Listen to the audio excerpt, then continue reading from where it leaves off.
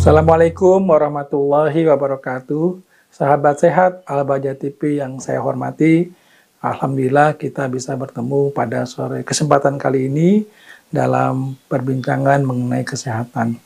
Saya Dr. Wizar Samsuri, spesialis penyakit dalam, konsultan ginjal hipertensi.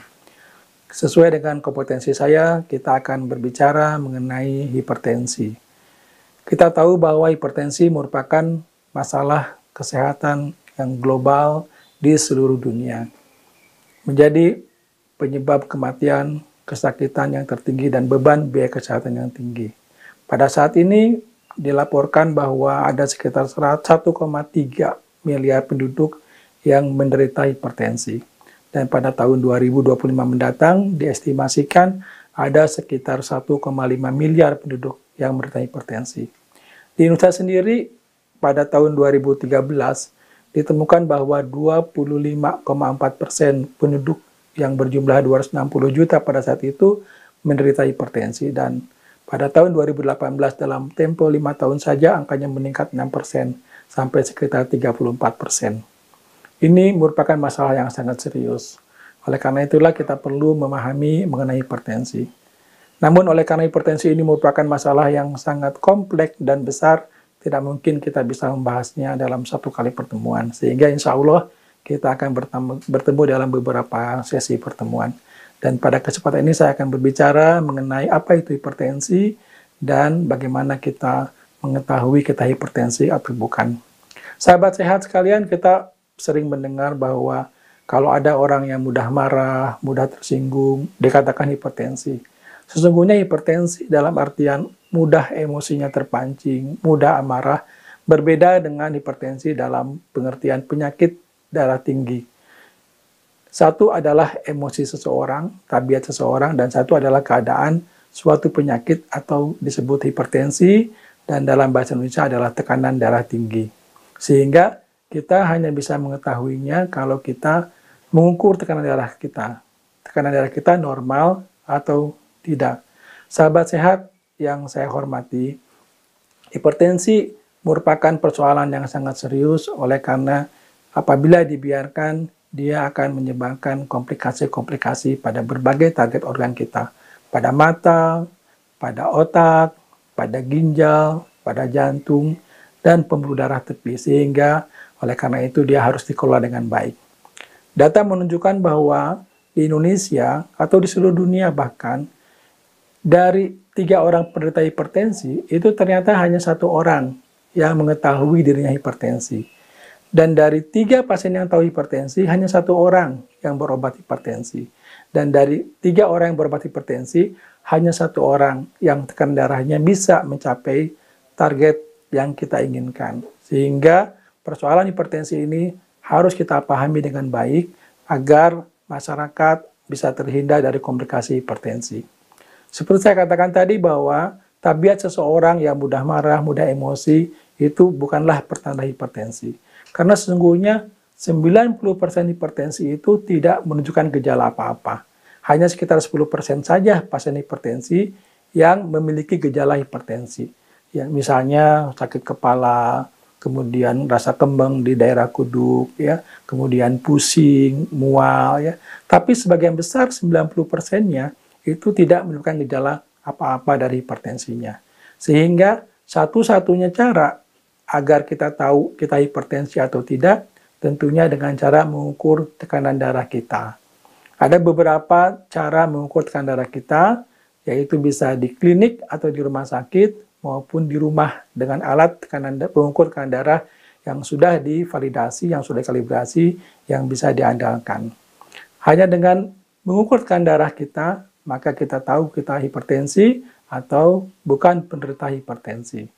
Biasanya seseorang dikatakan hipertensi apabila tekanan darahnya itu 140 ke atas sistoliknya dan 90 ke atas untuk diastoliknya. Kalau kita sering melihat catatan kesehatan, biasa ditulis 140/90. Artinya 140 itu tekanan darah sistolik dan 90 tekanan darah diastolik. Tekanan sistolik adalah tekanan yang diterima oleh pembuluh darah pada saat jantung memompa.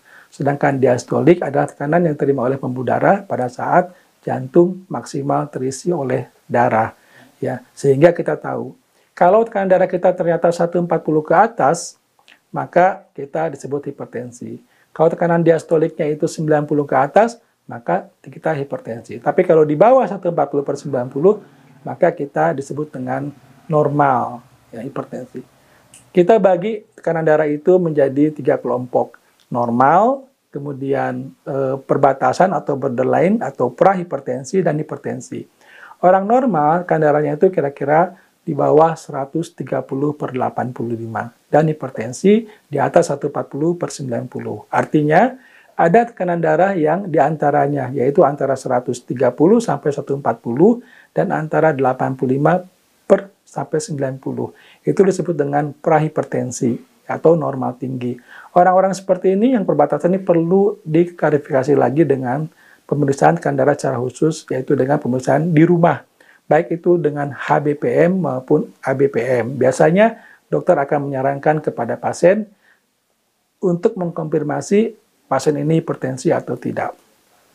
Penentuan seseorang itu menderita hipertensi atau tidak, ini sangat penting. Oleh karena apa? Oleh karena hipertensi merupakan penyakit seumur hidup, sehingga disebut dengan penyandang hipertensi.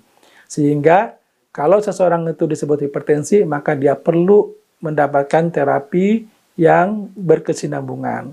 Sedang yang tidak hipertensi mungkin memerlukan follow up, pemeriksaan berkala untuk penyaringan. Jadi ini sangat penting, jangan sampai orang yang tidak hipertensi kita sebut hipertensi. Sebaliknya orang yang tidak hipertensi kita sebut hipertensi. Kalau sampai terbalik maka akan menimbulkan permasalahan. Permasalahan kehilangan sumber daya, permasalahan stres psikososial akibat salah diagnosis. Sehingga sekali lagi, kalau kita ingin tahu hipertensi atau tidak, maka datanglah ke klinik, periksakan tekanan darah kita. Berapa tekanan darah kita, itu akan menentukan apakah kita normal, hipertensi, atau prahipertensi.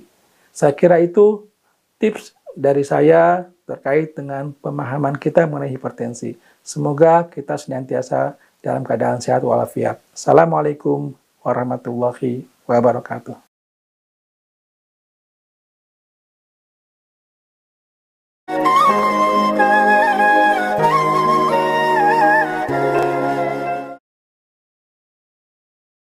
Alif, sebab ini banyak sekali di lapangan yang salah menyebut alif, ba, ikut ke huruf ba, alif menjadi panjang padahal alif.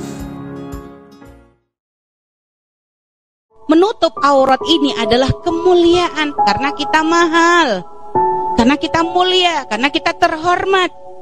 Jadi ini harus ada kebanggaan kita. Karena subhanallah kita dispesialkan, kita dibedakan dengan wanita-wanita yang lain dengan ciri khas yang ada pada diri kita, dengan pakaian kita. Jadi kerudung ini bukan hanya sekedar model, bukan hanya sekedar gaya. Soalnya kalau pakai kerudung pipi saya tirus. Bukan untuk itu.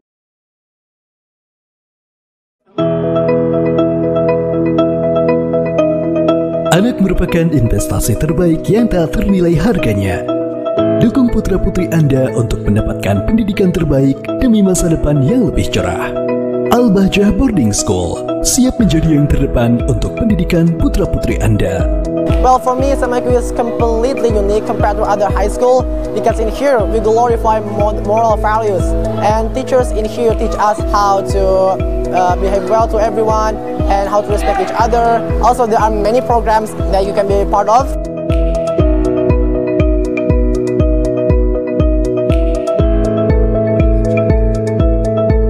Ana masrurun jiddan bian akuna taliban fi hadal mahdil bahjatil mubarakah. Law taqaitu bi katsirin minal asdiqai min syata'il anatik fi Indonesia. Nastati an aqula jama'atan wa nusalliya wa nadhkurullaha ma'an.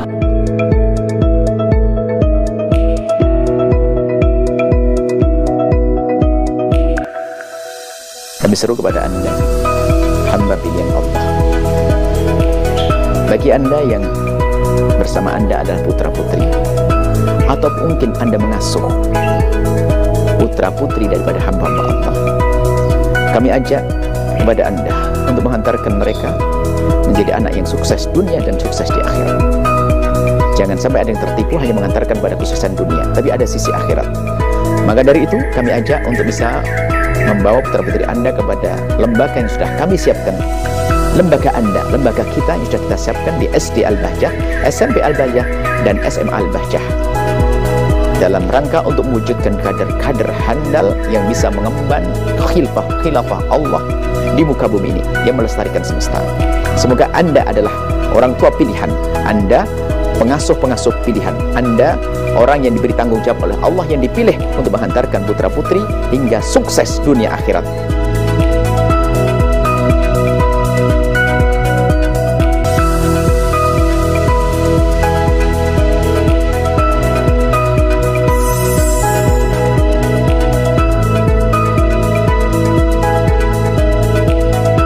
Segera daftarkan putra-putri Anda sekarang juga. Bagaimana jika ibu mertua saya melarang saya meminta nafkah kepada suami saya, dan juga melarang saya menceritakan masalah apapun kepada suami? Suami saya pun menyuruh saya untuk mencari nafkah sendiri. Kalau saya tidak bisa mencari nafkah sendiri, suami saya akan menceraikan saya. Kalau Anda sudah benar sebagai seorang istri yang tamkinnya sempurna, maksud menyerahkan kepada suami, setelah itu kok suami nggak memberi nafkah, ya ini yang saya bikin bingung. Ya ini aneh. Jadi kayak nikahnya binatang itu nggak wajib ngasih nafkah, ini gimana ini? Dan banyak pertanyaan semacam ini suami. Anda ini suami seperti apa kalau kayak gitu? Tanggung jawab dong. Naudzubillah ini. Hati-hati khususnya anak-anakku perempuan yang soleh, yang cantik-cantik akhlaknya ini. Maka jangan langgar baginda Nabi, jangan langgar Allah. Sebab apa? Hukuman kadang diberikan di dunia sebelum di akhirat. Mungkin seorang yang melanggar Allah dengan dandanan macam-macam, dia sempat mendapatkan laki-laki yang diinginkan dengan fisik yang sempurna, tapi akhlaknya mungkin tidak sempurna. Mungkin perilakunya pun menyakitkannya. Karena apa? Dia memancing dengan cara yang dimurkai oleh Allah.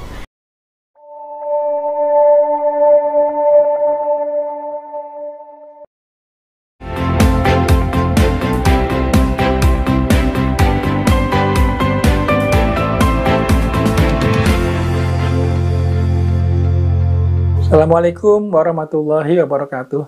Sahabat sehat, selamat bertemu kembali dalam episode berikutnya tentang hipertensi. Pada sesi kali ini saya akan bercerita mengenai bahaya hipertensi. Pada episode sebelumnya, saya sampaikan bahwa apabila hipertensi tidak bisa dikelola dengan baik, maka dia akan menyebabkan komplikasi-komplikasi yang akan menyebabkan angka kesakitan semakin meningkat, kematian semakin meningkat, dan juga beban ekonomi akibat komplikasi yang semakin besar. Sahabat sehat Al-Bahjah TV yang saya hormati. Oleh karena itu, penting untuk kita ketahui apa itu komplikasi-komplikasi dan bahaya-bahaya hipertensi. Hipertensi yang tidak terkelola dengan baik, itu akan menimbulkan komplikasi-komplikasi pada target organ. Apa target organnya? Target organnya ada 5. Yang pertama adalah otak, yang kedua ginjal, yang ketiga jantung, yang keempat pembuluh darah tepi, dan yang kelima adalah ginjal. Pasien-pasien hipertensi yang tidak terkontrol dengan baik, itu angka gangguan penglihatan sampai kebutaan sekitar 3,2 kali lipat lebih tinggi dibandingkan orang-orang yang tidak hipertensi. Demikian juga penyakit-penyakit jantung, baik itu penyakit jantung koroner, jantung bengkak maupun payah jantung, angkanya meningkat hingga 2,2 kali lipat dibandingkan orang yang tidak hipertensi. Kalau kita masuk ke dalam ruangan cuci darah atau pasien hemodialisis, kita akan menemukan bahwa sekitar 30-35% penyebab mereka gagal ginjal hingga cuci darah adalah hipertensi. Demikian juga pada otak. Sekitar 3,2% lebih tinggi dibandingkan populasi orang yang tidak hipertensi. Jadi sangat penting bagi kita untuk mengontrol tekanan darah kita agar komplikasi-komplikasi itu tidak terjadi. Hal yang sangat kita perlu ketahui adalah mengontrol tekanan darah itu tidak sama dengan minum obat. Tidak ada guna kita minum obat secara teratur apabila target tekanan darahnya itu tidak tercapai. Sehingga yang penting adalah bukan minum obatnya, menyebabkan kita beli obat terus-terusan ke rumah obat atau ke apotek, tapi tidak pernah kita kontrol ke dokter.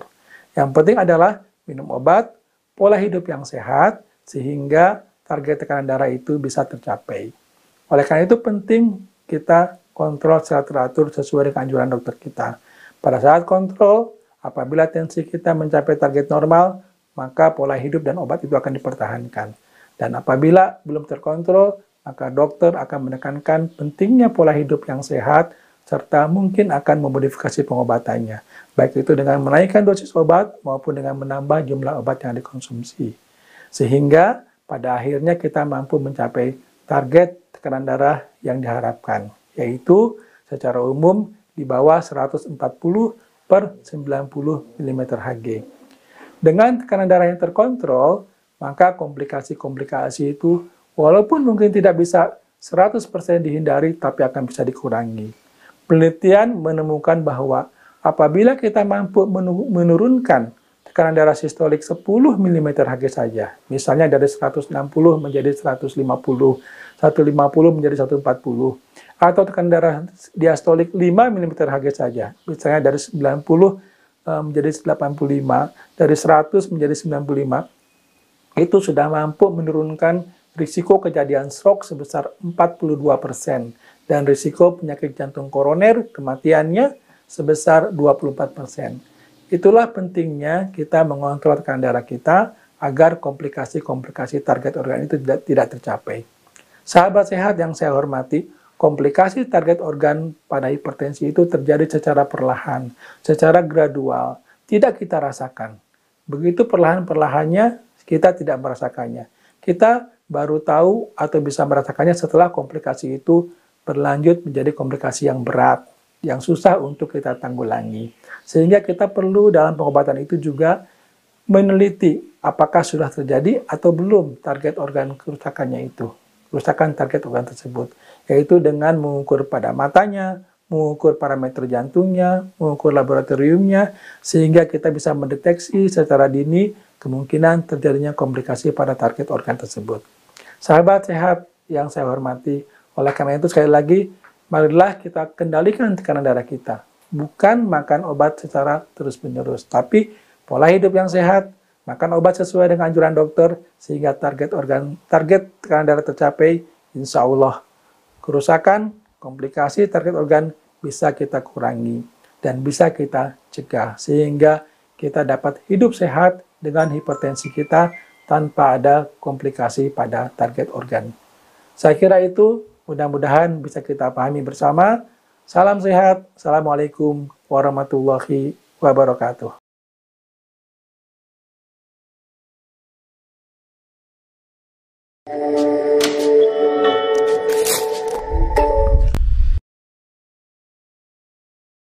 Ulama dulu menjelaskan bid'ah jelas. Misalnya Imam Syatibi ada definisi bid'ah itu lebih dari 12 definisi.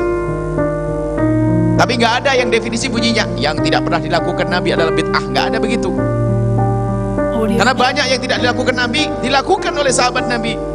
Banyak tidak dilakukan Nabi dilakukan oleh para tabi'in. Banyak. Maka mendefinisikan bid'ah adalah yang tidak pernah dilakukan Nabi adalah bid'ah dhalalah, sah, nggak sah.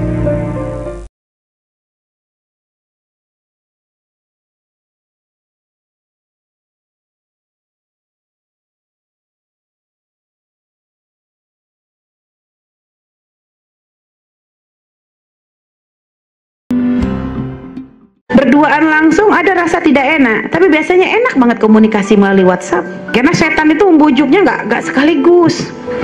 Tahu, oh ini nih kerudungan nih, langsung suruh berduaan. Ayo jalan berdua, gak bisa. Dia padahal masih merasa takut. Mungkin takut dengan kerudungnya, takut kalau dilihat temannya. Jadi cara prosesnya itu halus. Ya, yang penting kan nggak ketemu, kata setan.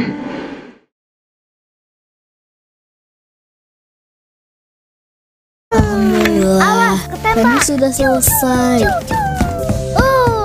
Kita akan mendarat. Mars, Venus. Kak Salman manggil siapa? Itu planet kakak. Astagfirullah.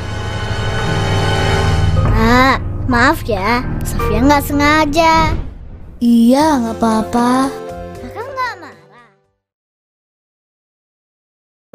Jadi kalau melihat kepada orang yang insaf, yang menyesal, yang kecewa atas perbuatannya, dan dia ingin bertobat kepada Allah, ketahuilah Allah sedang bersama dengan dia. Walaupun dosanya zina, walaupun dosanya minum arak, walaupun dosanya riba, walaupun dosanya apapun juga yang dilakukan, dosa-dosa, hatta dosa yang besar, Allah bersama dengan dia. Dengan syarat dia menyesal, dengan syarat hatinya itu tersentuh untuk insaf. Dia sedang bersama dengan Allah Subhanahu wa Ta'ala. Oleh sebab yang demikian, ini adalah rahmat yang terlalu besar diberikan oleh Allah kepada orang yang berdosa.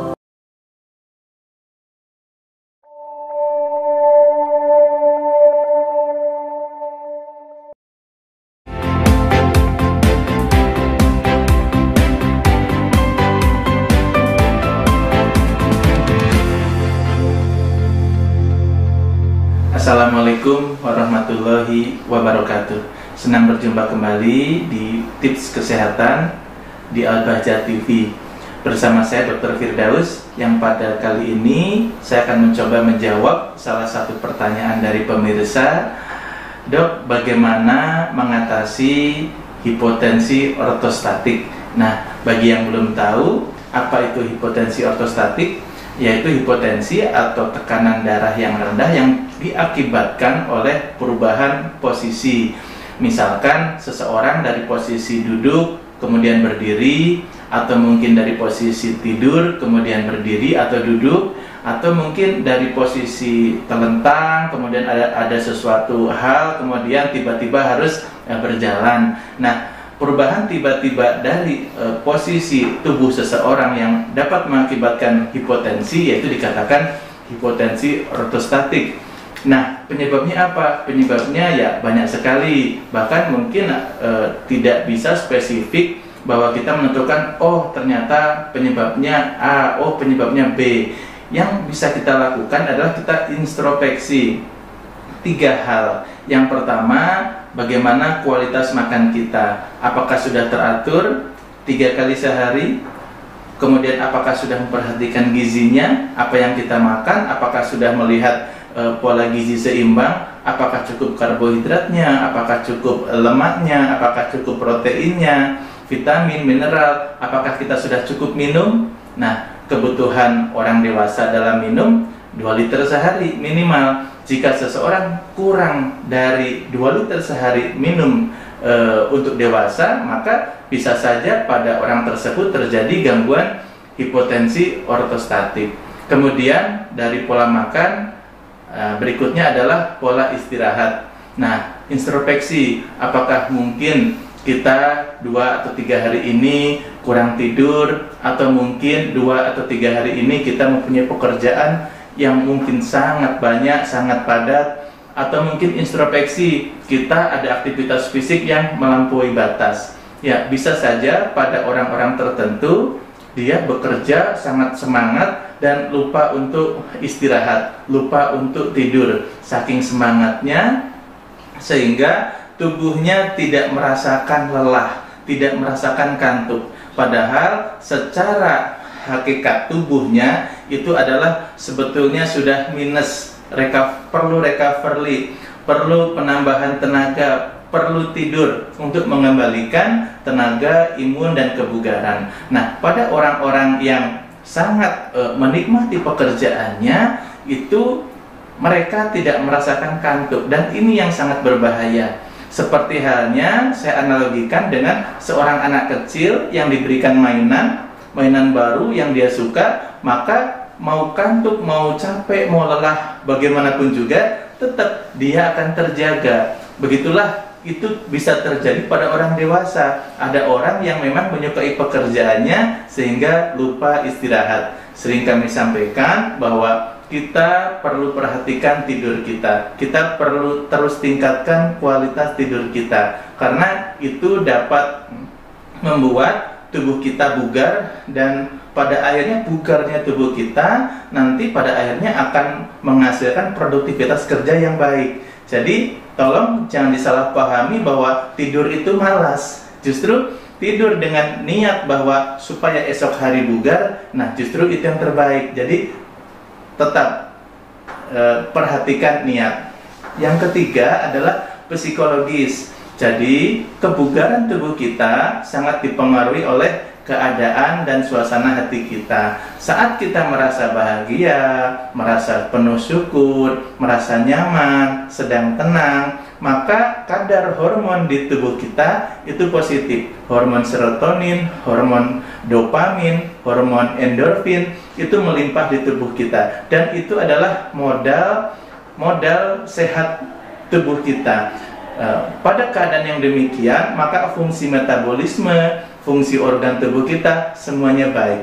Tetapi sebaliknya, jika mungkin seseorang sedang ada dalam kecemasan, atau mungkin pekerjaan yang terlampau banyak, dikejar target, atau mungkin ada saudara kita yang memang sedang bersedih, sedang panik berlebihan, khawatir, sedang takut. Nah, itu justru sebaliknya akan dipenuhi tubuhnya oleh hormon stres, hormon kortisol. Apa yang terjadi? Gangguan metabolisme, gangguan nafsu makan, mudah lelah, mudah capek, sehingga sulit konsentrasi. Oleh sebab itu, penting sekali 3 hal: pola makan, kualitas istirahat, dan psikologis. Nah, introspeksi 3 hal tadi.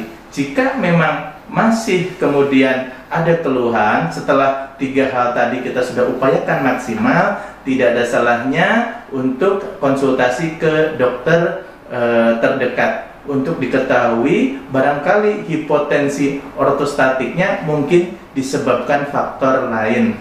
Mudah-mudahan kita dimudahkan untuk berupaya, selalu berusaha untuk menjaga diri kita agar tetap sehat dan bugar. Niatkan bahwa semua upaya yang kita lakukan untuk menjaga kesehatan itu semata-mata untuk supaya badan kita sehat, dan sehatnya badan kita itu untuk dapat melakukan kegiatan-kegiatan yang positif, dapat beribadah, sehingga sehatnya badan kita itu tujuannya untuk meraih ridha Allah Subhanahu wa Ta'ala. Sekian tips kesehatan kali ini, semoga bermanfaat.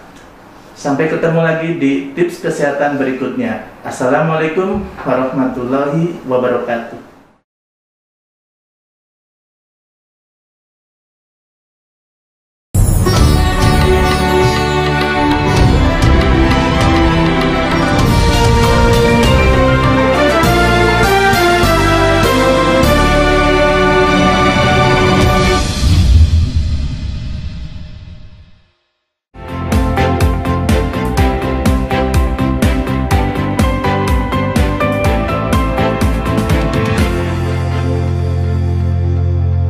Assalamualaikum warahmatullahi wabarakatuh. Senang berjumpa kembali dengan saya Dr. Firdaus di program Tips Kesehatan Al-Bahjah TV yang pada kesempatan kali ini akan berbicara mengenai bahayanya narkoba.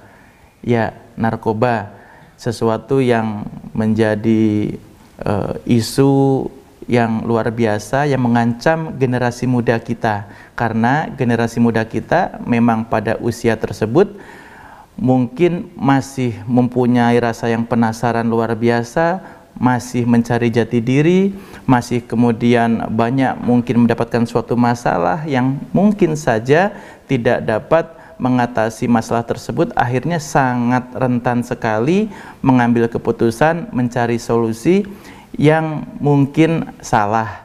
Nah, apa itu narkoba? Narkoba itu yaitu sebetulnya obat, tetapi pada keadaan dosis tertentu mempunyai manfaat medis, tetapi pada penyalahgunaan atau mungkin dosis tertentu dapat mengakibatkan hal-hal yang tidak diinginkan. Sebetulnya diinginkan untuk pecandu, tetapi itu sangat berbahaya dan sangat membuat gangguan kesehatan yang serius.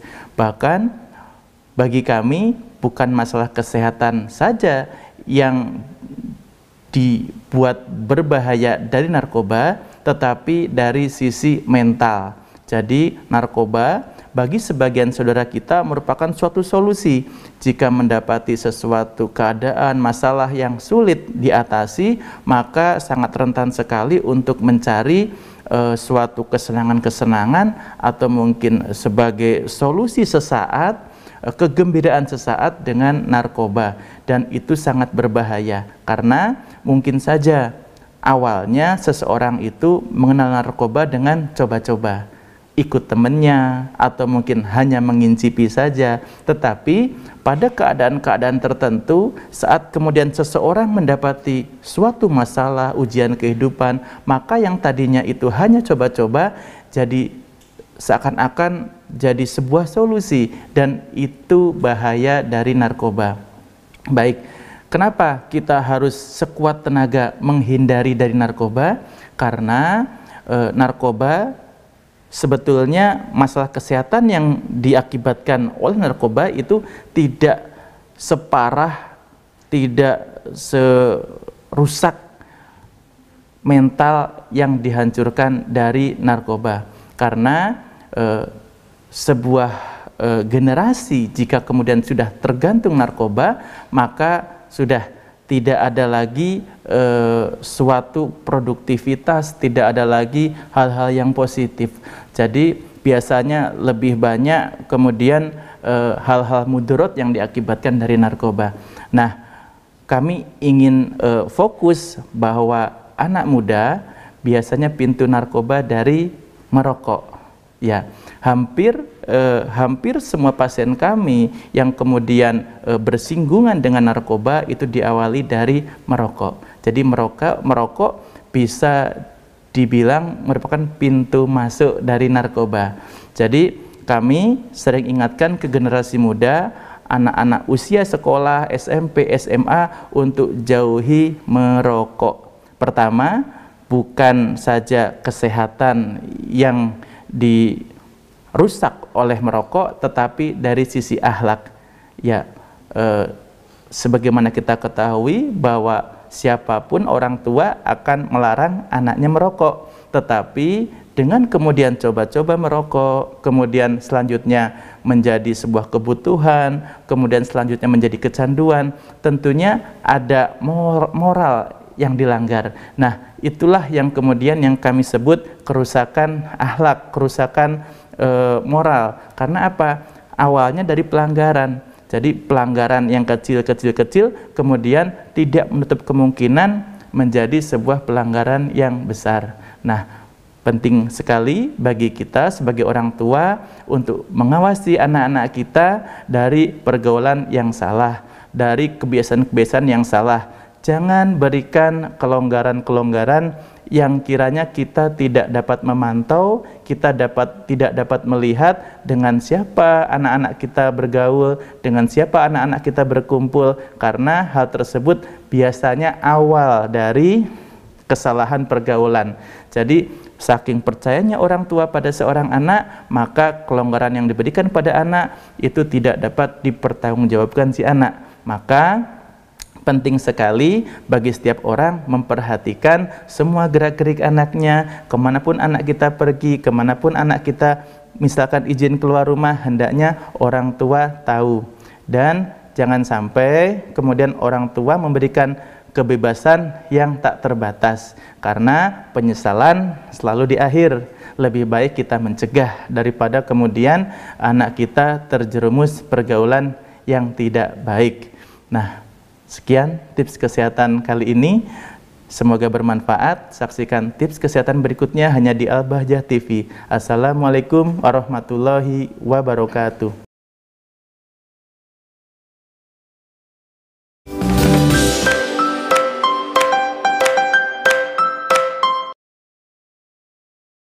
Mohon perhatikan, ketika ada huruf mim bertemu dengan mim, disebut dengan idgham mimi atau idgham mutamatsilain, maka di sini nanti ada dengung.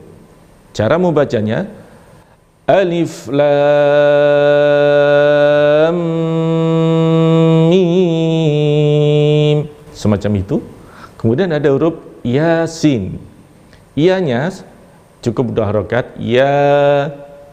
Kemudian sinnya dibaca dengan 6 harokat, sin. Sering terjadi para santri membaca dengan kebalik, Yasin. Terbalik, harusnya ianya cukup 1 ayunan saja. Riko kalau sudah besar mau jadi ilmuwan yang hebat, menjadi penemu sesuatu yang bisa dipakai semua orang sedunia. Wah, Cita-cita Riko hebat ya.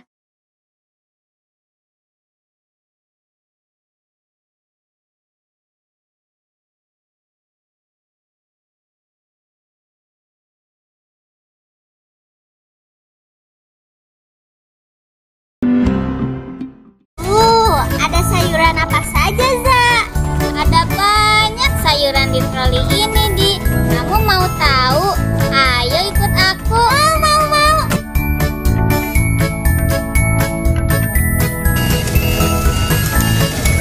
Yang ini tomat, bahasa Inggrisnya tomato. Yang ini wortel, bahasa Inggrisnya carrot.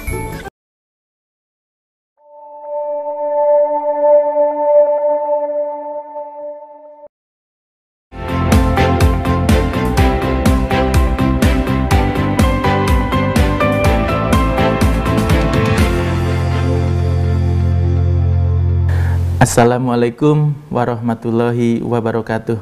Senang berjumpa kembali dengan saya Dr. Firdaus di program Tips Kesehatan bersama Al-Bahjah TV yang pada kesempatan kali ini akan berbicara mengenai batu ginjal. Ya, batu ginjal banyak diderita oleh saudara-saudara kita, terutama biasanya pada usia 40 tahun ke atas atau pada usia lanjut, dan jarang ditemui pada remaja atau usia anak. Nah, dari mana awalnya datang batu ginjal? Jadi penelitiannya adalah memang tidak diketahui, tetapi kemungkinan terbesar dari asam oksalat atau mungkin asam urat yang berlebih. Nah, itu dapat kemudian dengan suatu keadaan dapat menjadikan sebuah gumpalan yang pada akhirnya gumpalan itu makin lama makin besar, dan itu dapat menjadi sebuah batu. Nah, gejalanya apa? Gejalanya dari batu ginjal sepertinya hampir sama antara gejala kelelahan, kemudian habis aktivitas fisik yang berat, kemudian kurang minum, infeksi saluran kencing, itu hampir sama. Gejalanya adalah nyeri di bagian pinggang, kadang di punggung bagian bawah, atau mungkin bagian perut bagian bawah. Nah, itu karena gejalanya hampir sama dengan sakit-sakit yang lain, maka biasanya dokter akan memerlukan pemeriksaan tambahan. Jika dokter memang mencurigai gejalanya ke arah batu ginjal, biasanya dokter akan menyuruh pasiennya untuk foto atau mungkin USG atau mungkin pemeriksaan-pemeriksaan lain yang dapat membantu dokter menegakkan diagnosa. Nah, apakah bahaya, Dok, jika batu ginjal tidak dikeluarkan? Sebetulnya pada ukuran tertentu batu ginjal ini tidak menimbulkan keluhan. Jadi jika batu ginjal kemudian ada di tempat di saluran yang di situ mungkin luas, tidak kemudian menekan saraf, mungkin seseorang tidak menimbulkan keluhan. Tetapi saat batu kemudian dia masuk ke saluran-saluran yang sempit atau menekan saraf, maka dapat menimbulkan nyeri, bahkan nyerinya bisa luar biasa. Nah, nyeri akibat batu ginjal biasanya yang khas, yaitu tajam tiba-tiba.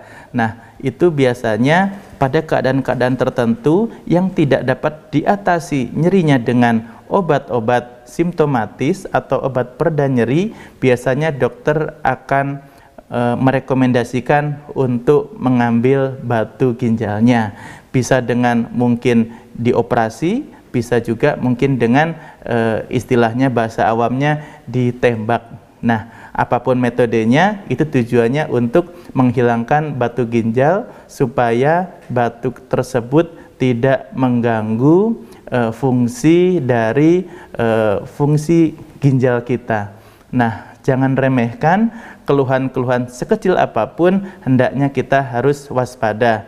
Kita seringkali bahwa orang dengan sakit pinggang mengira bahwa sakitnya tersebut akibat kurang minum, akibat lelah, akibat kurang istirahat, tetapi bisa saja sebetulnya ada batu di situ. Maka penting sekali bagi orang yang seringkali mendapatkan keluhan sakit pinggang atau mungkin sakit perut bagian bawah, kemudian kambuh-kambuhan, hendaknya ke dokter untuk diperiksa sehingga dapat ditegakkan diagnosanya. Baik, mudah-mudahan manfaat tips kesehatan kali ini. Saksikan tips kesehatan berikutnya hanya di Al-Bahjah TV. Assalamualaikum warahmatullahi wabarakatuh.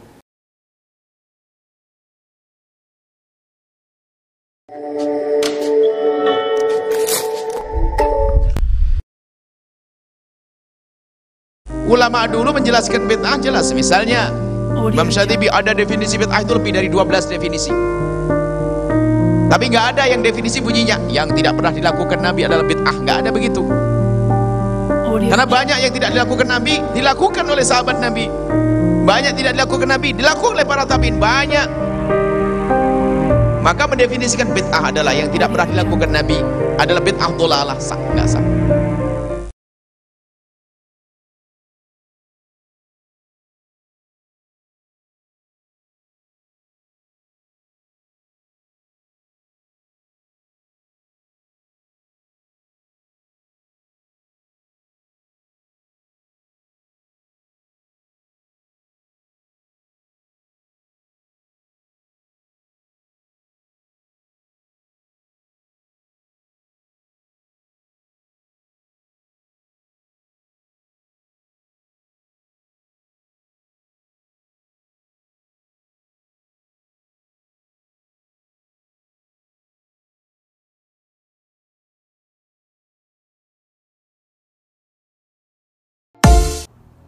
Seorang manusia atau seseorang akan mendapati gambaran atau untuk contoh yang ideal, yang paling tinggi, paling sempurna dalam setiap sisi dari sisi-sisi kehidupannya yang mulia, sisi-sisi kehidupan yang mulia, sehingga atau agar orang tersebut menjadikan gambaran dari contoh teladan yang mulia tersebut sebagai dustur, peraturan, pedoman, yatamassaku bi, yang dia pegangi, wa yasiru alai, dan dia jalankan.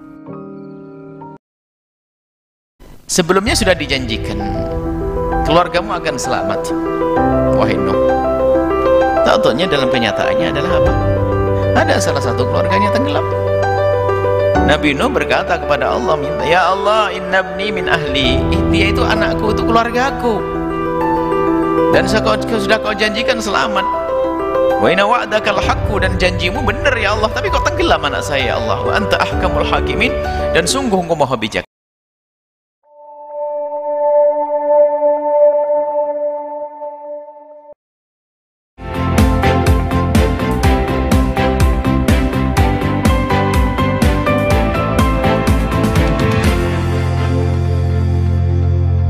Assalamualaikum warahmatullahi wabarakatuh. Senang berjumpa kembali dengan saya Dr. Firdaus pada program Tips Kesehatan hanya di Al-Bahjah TV, yang pada kesempatan kali ini akan membawakan tema skabies atau kudis. Ya, apa itu skabies atau kudis? Yaitu gangguan kulit gatal, terutama dirasakan pada malam hari, dan biasanya itu terjadi pada sela-sela jari, lipatan-lipatan atau bagian-bagian tubuh seperti ketiak, lipatan-lipatan lain, atau mungkin di sela-sela jari kaki dan tangan. Nah, biasanya itu ditegakkan dengan pemeriksaan mikroskopis biasanya. Jadi dokter nanti akan membawa sampelnya, kerokan kulit, kemudian diperiksa. Nah, nanti kemudian dilihat apakah ada tanda-tanda dari tungau skabies atau tidak. Baik, apakah berbahaya? Tentu tidak, tetapi dapat mengganggu karena penderitanya dapat mengalami gatal yang luar biasa, terutama pada malam hari, sehingga dapat menyebabkan terganggunya istirahat penderita, sehingga mungkin dapat mengganggu aktivitas atau rutinitas sehari-hari. Dan komplikasinya adalah bila mana garukan dari tangan penderita itu kemudian dapat menimbulkan luka, maka sangat mungkin terjadinya infeksi sekunder, yaitu infeksi yang kemudian hadir karena adanya luka dari garukan tangan penderita skabies.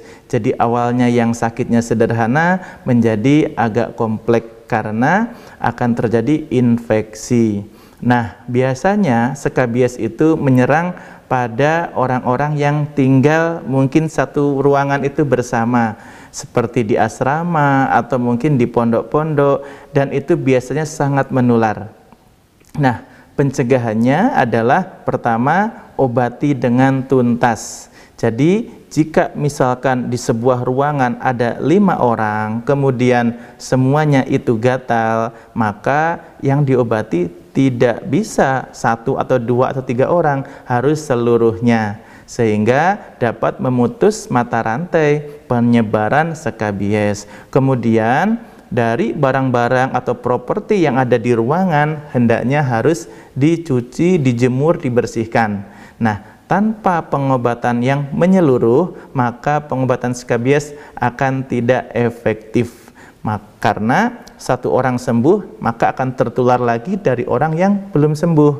Nah, pengobatannya sangat sederhana. Jika seseorang itu memang sudah tertegakkan diagnosanya bahwa diagnosanya adalah skabies, maka orang tersebut akan dapat penanganan biasanya dengan lotion atau salep yang khusus untuk membunuh tungau skabies. Biasanya sangat efektif, digunakan 1 malam biasanya. Kemudian properti atau barang-barang yang berhubungan dengan orang tersebut, bantal, tempat tidur, kasur, semuanya dibersihkan, dijemur, dicuci. Nah, dengan pengobatan yang menyeluruh, insya Allah maka seseorang tersebut akan sembuh. Nah, dengan catatan tadi bahwa pengobatannya harus semua orang yang ada di tempat tersebut harus diobati secara bersamaan. Jadi skabies merupakan gangguan kulit yang sebetulnya tidak berbahaya, tetapi dapat sangat mengganggu, dan bila mana penanganannya tidak tepat dapat kemudian menimbulkan komplikasi karena akan menyebabkan infeksi pada kulit yang pada akhirnya pengobatannya agak lama dan mungkin memerlukan waktu yang sedikit mengganggu aktivitas. Sekian tips kesehatan kali ini. Saksikan tips kesehatan berikutnya hanya di Al-Bahjah TV. Assalamualaikum warahmatullahi wabarakatuh.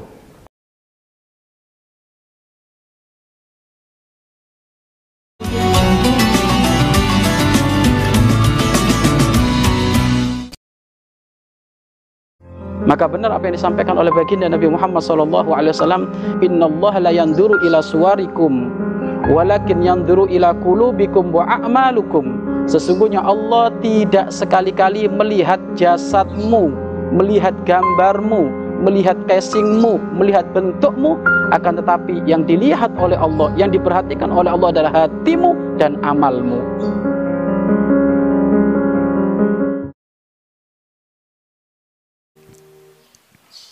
Ilallahi marji'ukum. Dan ingat, semua dari kalian akan kembali kepada Allah. Allah melakukan satu perhitungan, maka yang melanggar Allah akan diseksa, dan di antara mereka ada yang diseksa selama-lamanya. Kan apa? Tidak bisa alla ta'budu illallah, tidak bisa menjalankan pengabdian yang sesungguhnya pada Allah, menyekutukan Allah, maka dia akan selamanya di neraka. Yang dosa dihukum dulu baru nanti masuk surga, tapi dihukum semuanya. Yang jelas semuanya harus melalui perhitungan itu, mulai dari di saat dibangkitkan di padang mahsyar, melalui perjalanan panjang menuju pintu surga, menyeberang Shiratal Mustaqim, ada hisab, ada mizan, ada lauh, ada haud, dan seterusnya. Dan perjalanannya berbeda-beda antara orang dengan orang, bisa sesuai dengan apa yang mereka lakukan saat di dunia. Ada yang mereka berjalan seperti kilat, ada yang seperti kuda cepat, ada yang merangkak.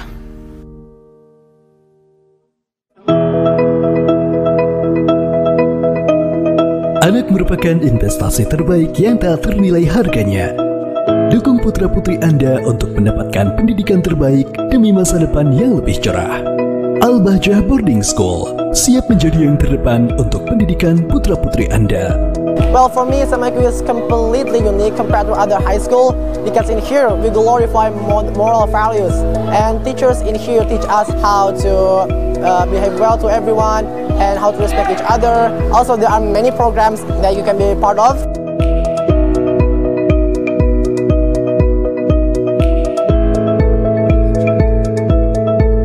Ana masurun jiddan bian akuna taliban fi hadal mahadil bahjatil mubarakah. Yaltaqaitu bi katsirin minal asdiqai min syata'il anatik fi Indonesia. Nastati an aqula jama'atan wa nusalliya wa nadhkurullaha ma'an.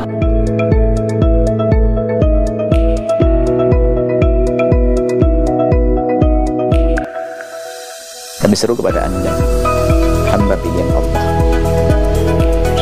Bagi Anda yang bersama Anda adalah putra-putri, atau mungkin Anda mengasuh putra-putri daripada hamba-hamba Allah, kami ajak kepada Anda untuk menghantarkan mereka menjadi anak yang sukses dunia dan sukses di akhirat. Jangan sampai ada yang tertipu hanya mengantarkan pada kesuksesan dunia, tapi ada sisi akhirat. Maka dari itu kami ajak untuk bisa membawa putra-putri Anda kepada lembaga yang sudah kami siapkan. Lembaga Anda, lembaga kita yang sudah kita siapkan di SD Al-Bahjah, SMP Al-Bahjah, dan SMA Al-Bahjah, dalam rangka untuk mewujudkan kader-kader handal yang bisa mengemban khilafah Allah di muka bumi ini yang melestarikan semesta. Semoga Anda adalah orang tua pilihan, Anda pengasuh-pengasuh pilihan, Anda orang yang diberi tanggung jawab oleh Allah yang dipilih untuk menghantarkan putra-putri hingga sukses dunia akhirat.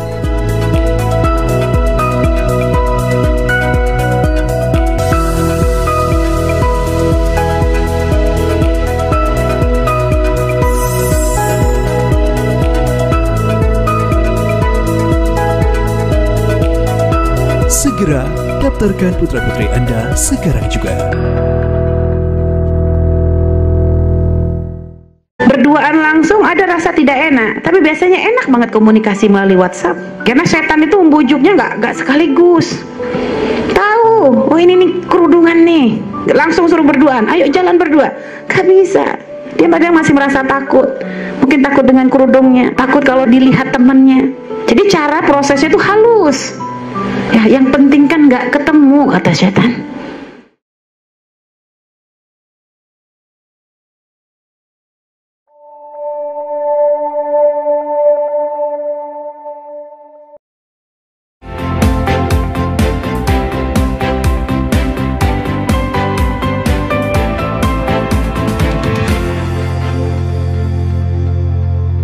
Assalamualaikum warahmatullahi wabarakatuh. Sobat sehat, apa kabar? Semoga sobat sehat semua dalam keadaan sehat walafiat dan selalu dalam lindungan Allah Subhanahu wa Ta'ala. Senang berjumpa kembali dengan saya Dr. Firdaus di Tips Kesehatan bersama Al-Bahjah TV yang pada kesempatan kali ini akan membawakan tema tips sehat di tempat kerja. Ya, ini sangat penting sekali karena sebagian dari saudara kita setiap hari punya rutinitas bekerja di perusahaan, bekerja di kantor, bekerja di instansi. Dimanapun kita bekerja, maka kita harus berikhtiar supaya badan kita tetap bugar, sehingga kita tidak mudah sakit, tidak mudah tertular penyakit, dan akhirnya produktivitas kita tidak akan terganggu. Nah, apa saja tips untuk sehat di tempat kerja? Yang pertama, luruskan niat. Ya, niat ini adalah ruhnya. Jadi, suasana hati kita, semangat dari semangat kerja kita itu ditentukan dari niat. Niatkan bahwa kerja ini adalah ibadah. Niatkan kerja ini adalah sebagai perjuangan untuk mencari nafkah untuk keluarga, sehingga itu masuk dalam jihad. Dengan semangat seperti itu, maka kita akan merasa nyaman dengan apapun beban di tempat pekerjaan kita.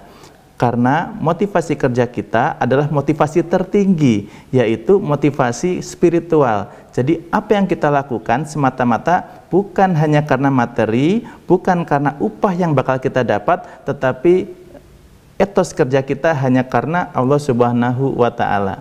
Yang kedua adalah pastikan kita bahagia di tempat kerja. Jangan sampai kita kemudian merasa banyak keluhan, banyak kendala, merasa tidak betah di tempat kerja. Itu harus kita hindari. Nah, caranya bagaimana? Harus adaptasi. Kita harus yakin bahwa dimanapun tempat kita berada, dimanapun tempat kita bekerja, bahwa kita akan mendapati hal-hal yang mungkin kita tidak sukai, mungkin hal-hal yang kita tidak inginkan, dan itu merupakan sunatullah. Jadi kita akan bertemu semua hal-hal seperti itu, yang hakikatnya itulah adalah ladang amal kita. Dengan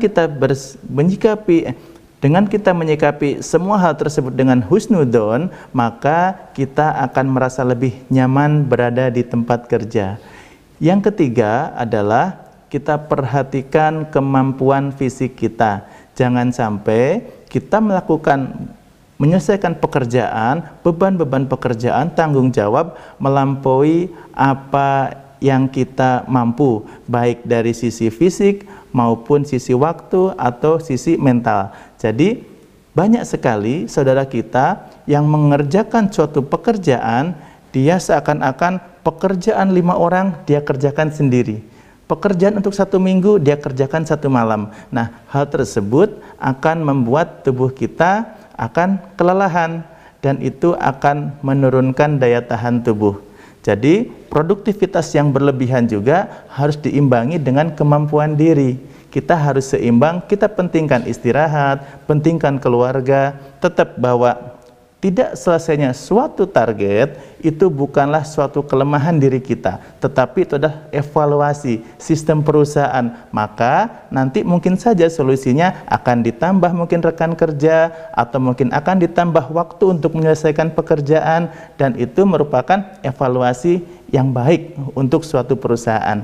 Jadi ingat 3 hal tadi, insya Allah sobat sehat akan mendapatkan suatu semangat dalam bekerja yang pada akhirnya akan membuat tubuh kita menjadi lebih bugar dan tidak mudah sakit.